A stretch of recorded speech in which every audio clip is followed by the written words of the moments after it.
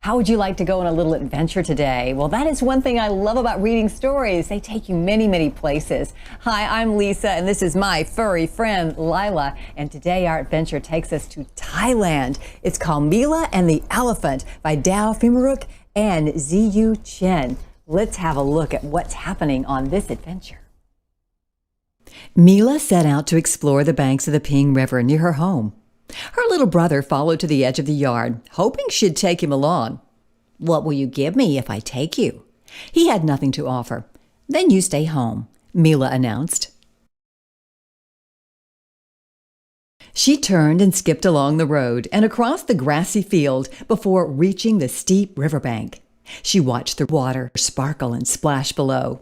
Mela hurried down to the river's edge. When she reached the dock, she saw a large fish swimming by. "What a fine dinner that fish will make," Mela thought. She hopped into her uncle's boat, grabbed his net, and tossed it far into the river to scoop up the silvery fish. But moments later, she was drifting swiftly downstream. The current was too strong to paddle back, and before she knew it, Mela was swept deep into the dense jungle. After a long while, the boat caught against a tangle of tree roots. Mela stepped out onto a large rock. She craned her neck to look back up the river. She was a long way from home. A crocodile appeared along the shore. "Crocodile, will you help me get home? I'll tie a rope to your tail and you can tow my boat back upstream." "What will you give me for my help?" he asked. "You can have the fish I caught." The crocodile agreed, but when Mela tossed him the fish, he snapped it up and swam away. "Wait!" she called after the crocodile, but he had disappeared under the water.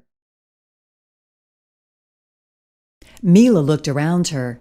Tall trees blocked out most of the sun's light.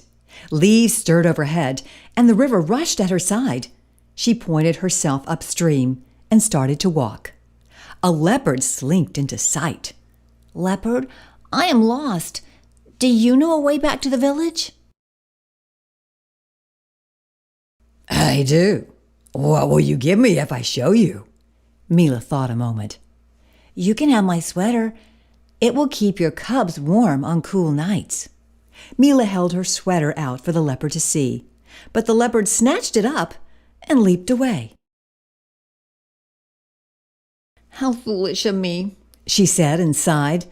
She walked on and found a narrow path. Soon she was surrounded by towering trees, wrapped with ropey vines. 3 monkeys dangled overhead. "Monkeys, can you show me a way through the trees and back to my village?" "What will you give us if we help you?" one chattered.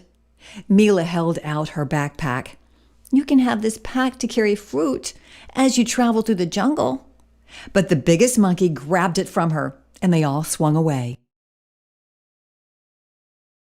Mela slumped to the ground and began to cry.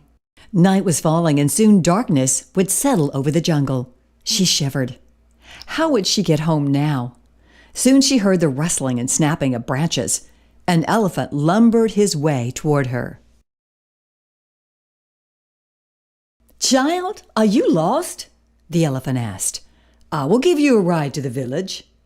Mela cried even harder. "But I have nothing left to offer you." "It would make my heart happy to help you," the elephant said. "I don't need anything in return." He lowered his trunk for Mela to climb onto his great warm back, and he carried her all the way to the village. Mela slid from the elephant's back, grateful to be home. She pressed her palms together in thanks and felt the elephant's strong trunk embrace her. "Thank you," she said. The next morning, Mela's brother asked to see the riverbank where her adventure had begun. "I'll take you," she said, and together they set off to explore. Mela remembered what the elephant had taught her. Kindness needs no reward, for it brings happiness and warmth to the heart. From then on, she offered many kindnesses to others, asking nothing in return. Oh, I love this story. Kindness needs no reward. That is so true. What a great adventure in Thailand today. Mela and the elephant. We're so glad you joined us today. Be sure and join us for another Read Aloud book here on Storytime on the Back Porch.